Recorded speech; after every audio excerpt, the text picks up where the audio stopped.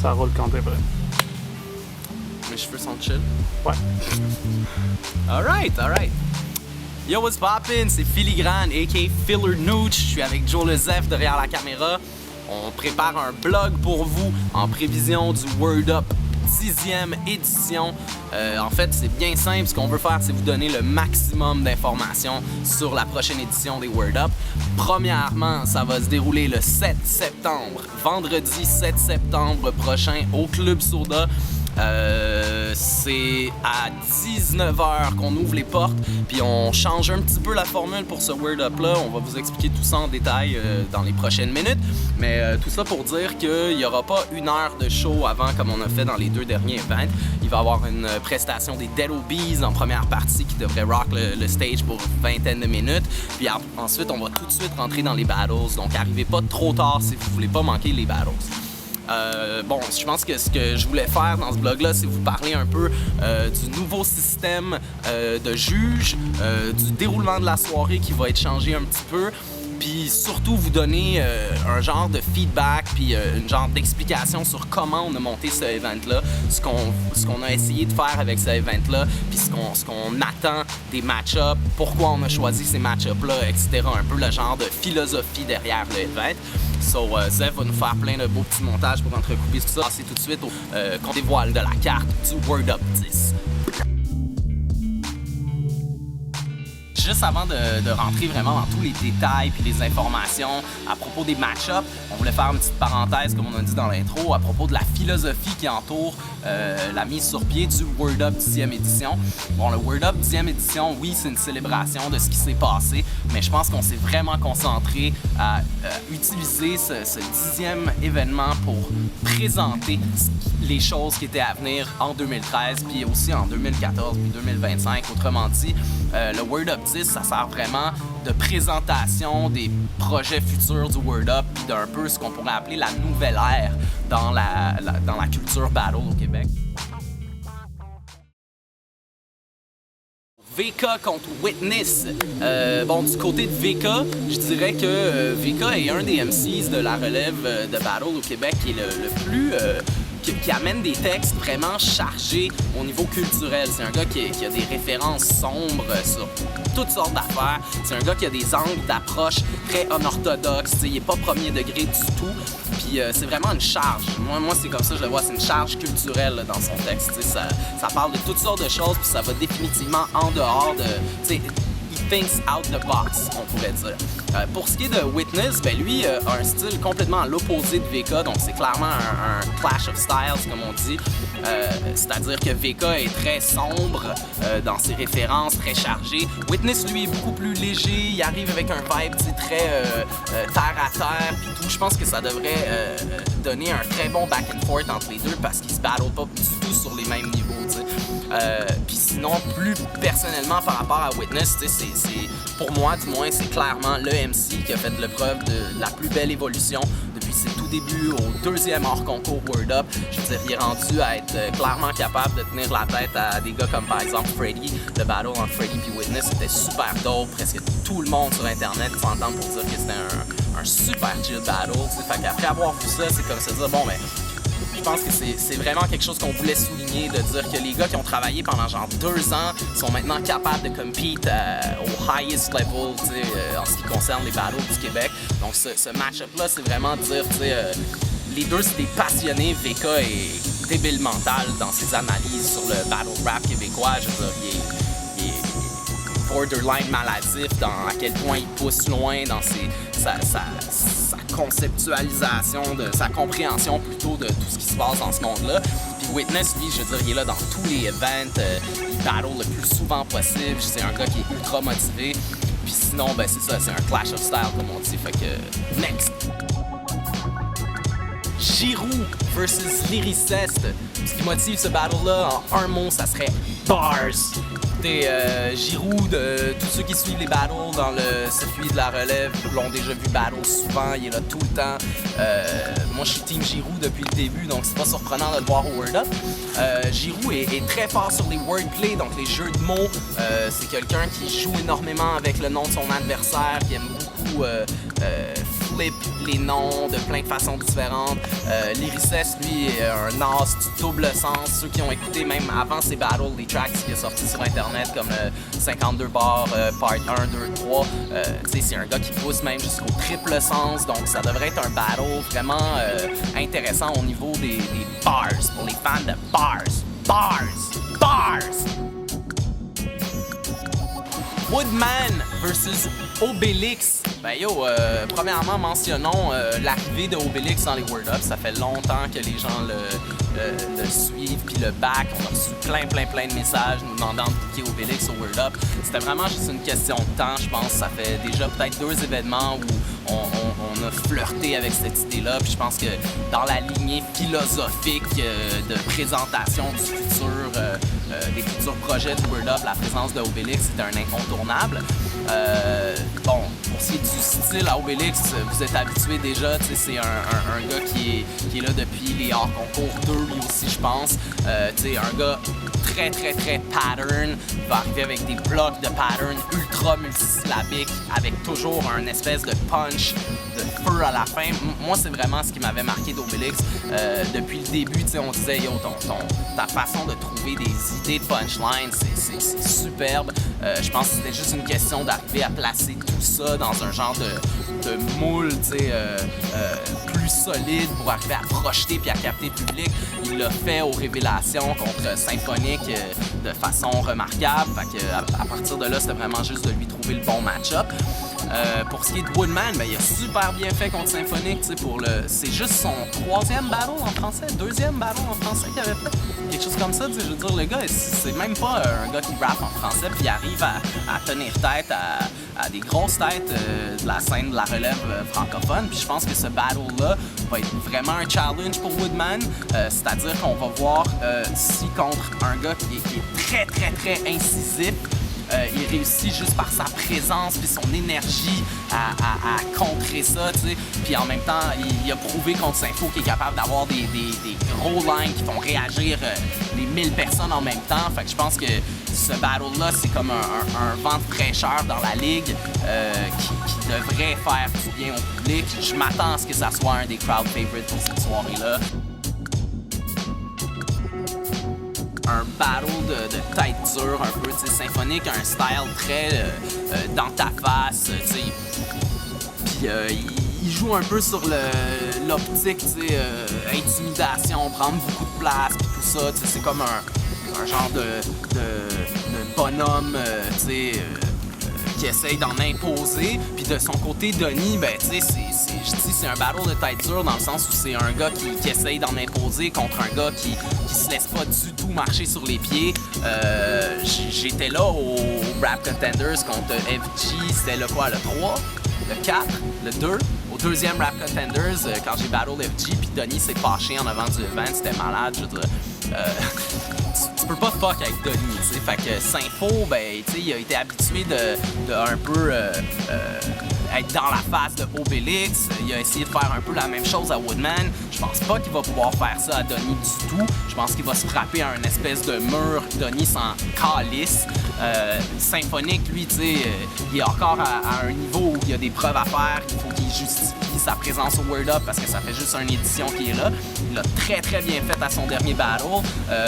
Même s'il a perdu selon les juges, je pense que la majorité des gens s'entendaient pour dire que c'était un bon battle des deux côtés, mais il va devoir refaire ça une autre fois, puis surtout le faire contre quelqu'un qui est à mon sens un peu plus établi que son dernier battle contre Woodman, c'est-à-dire un gars reconnu au Word Up, tu sais.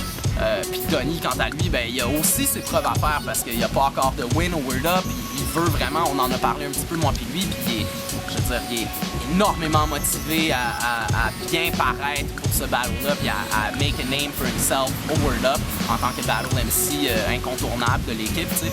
Fait que je pense que c'est comme on va avoir droit à une belle confrontation au niveau physique. Ça risque d'être vraiment intéressant de voir comment Sympho essaie de se placer versus Donny. Puis on va avoir droit aussi à une genre de motivation à tout casser des deux côtés. Ce qui n'est pas tout le temps le cas quand on a un gars un peu plus connu que l'autre qui battle. Souvent, il y a un genre de désintérêt de genre ça va être facile anyway. Tu sais, moi, je suis un grand des Word Up. Denis est pas comme ça, t'sais, il veut vraiment bien paraître dans ce battle-là puis laisser une impression à tout casser. Fait que je pense que ça peut pas faire autrement qu'avoir des étincelles. Amen! Une autre chose sur laquelle on a reçu beaucoup d'intérêt, c'est le fameux battle qui était prévu pour Word Up 9 qu'on n'a pas pu faire, excuse-moi, pour Word Up Révélation 2 qu'on n'a pas pu faire, qui est Jonathan Dragon, le niaiseux pas game versus de la cannelle. Écoutez, je veux même plus d'entendre parler. Arrêtez de m'envoyer des messages là-dessus. Il en mangera pas de la cannelle. Il est pas game. Il a jamais été game. Il dit tout le temps « Ah, dis-moi pas ça, c'est ce qu'il dit, genre. C'est ça. Ça s'arrête à ça. Je veux dire, ce gars-là, il a pas de talent orateur. Il est pas si drôle que ça. Genre, être plus drôle que moi, c'est pas être drôle. C'est, en tout cas, whatever. Il a pas de cheveux. Il a même pas de cheveux. Il a genre même ses cheveux veulent se jet de son shit. Il est comme... Qu'est-ce qu'il y a? Non, mais en tout cas... Sorry, bro, mais ça se passera pas au Word Up. Si tu veux, tu peux venir aux auditions Battle de la cannelle quand tu veux, man. C'est basically, that's all you get. Juste...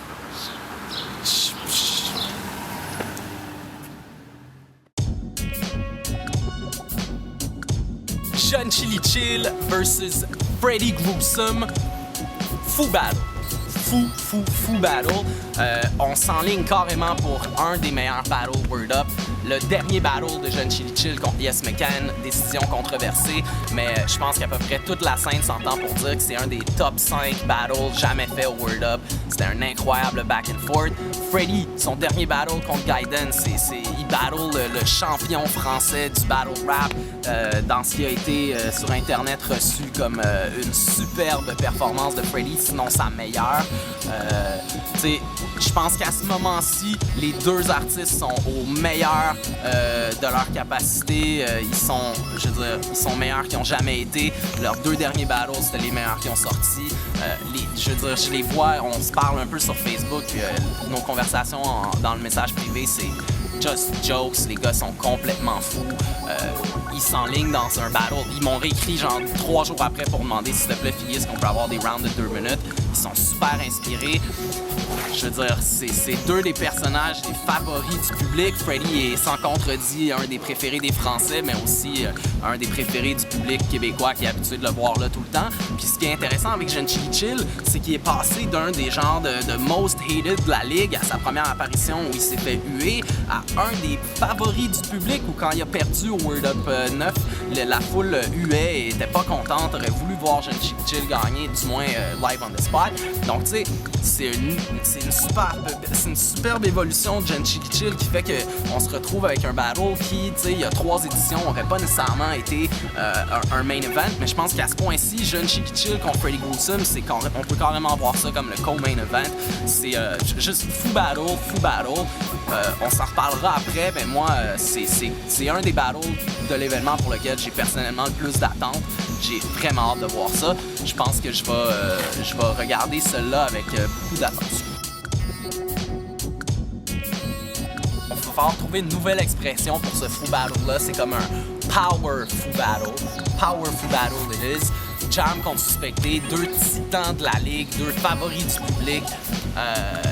Moi, j'ai déjà dit que Jamai était probablement un des MC que j'aurais le plus peur de battle. Fucking vicieux with them jokes.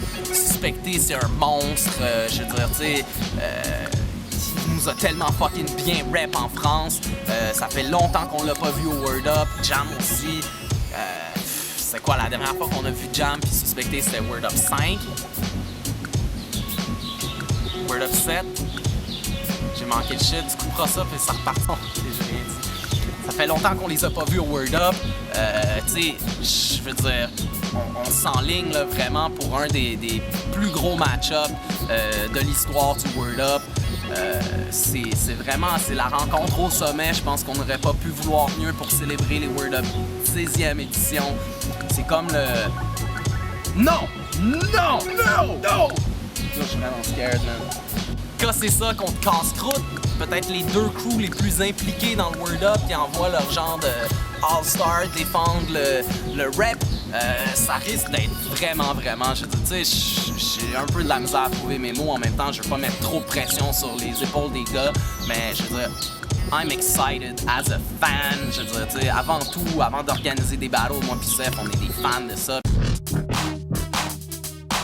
Suite à beaucoup de commentaires qu'on a reçus dans les dernières années au sujet de notre système de juge, on a revisé, mais complètement, le système pour le Word of 10. Donc, on va vous parler du nouveau système pour les jugements de battle, puis du déroulement en même temps parce que c'est vraiment lié. Donc, roulement de tambour, tous les battles du Word of 10 vont se faire sans aucun juge. Il n'y a plus de juge dans les Word Up.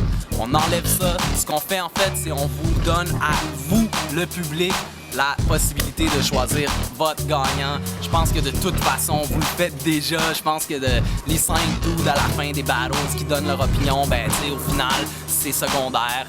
Bon, c'est pas tout le monde qui les écoute. Puis le gros problème, c'est quand les gens sont pas d'accord avec la décision des juges, ça se transforme en insulte, en négativité, même en reproche direct envers l'organisation. Je veux dire, il y a des gens qui nous ont carrément accusés de conspirationner là, derrière les rideaux pour faire gagner certaines personnes. Il y a des paranoïaques qui s'imaginent que ces juges-là votent pour leur chum. Je veux dire, nous, on se connaît, tu sais, la genre de famille élargie du Word Up. On sait bien que ces personnes-là sont capables de faire la job. Fait que c'est pas on n'enlève pas les juges parce que les juges font pas une bonne job. On enlève les juges parce que le public de masse qui écoute les Word Up semble pas apprécier ça, tout simplement. T'sais, on pense que un bon battle comme Jeune Chill puis Yes McCann, bon ben toute l'attention c'est portée vers la décision des juges controversés.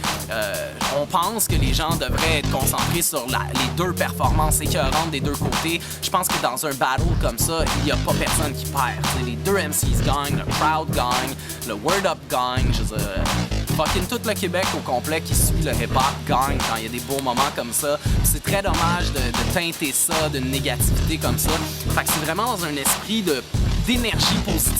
On enlève les juges tout simplement pour que les gens se concentrent non pas sur les décisions controversées, mais sur le spectacle qu'il leur est offert. C'est aussi une façon un peu de dire, tu sais, après 3 ans de battle au Québec, ben, tu sais, les juges ont donné beaucoup de lignes directrices à travers leurs jugements qui ont permis aux gens de se transformer puis de s'adapter un peu aux besoins puis aux attentes de la ligue, mais aussi du public puis des juges puis de tout ça. Puis on pense qu'après 3 ans, ben, les gens commencent à avoir une vraiment bonne idée de ce qui te fait gagner un battle, de ce qui marche, de ce qui est tu sais, politically incorrect, mais de ce qui se dit pas non plus. Donc, je pense pas qu'on a nécessairement besoin des juges à this point. Je pense que quand le battle est vraiment serré, il y a des gens qui le donnent à un, il y a des gens qui le donnent à l'autre. Quand le battle est pas serré, ben, la décision est évidente de toute façon. Au final, je pense que là, c'est là le lien avec le déroulement de l'event. Je pense qu'on va sauver énormément de temps, un temps précieux. On va couper dans le temps d'attente.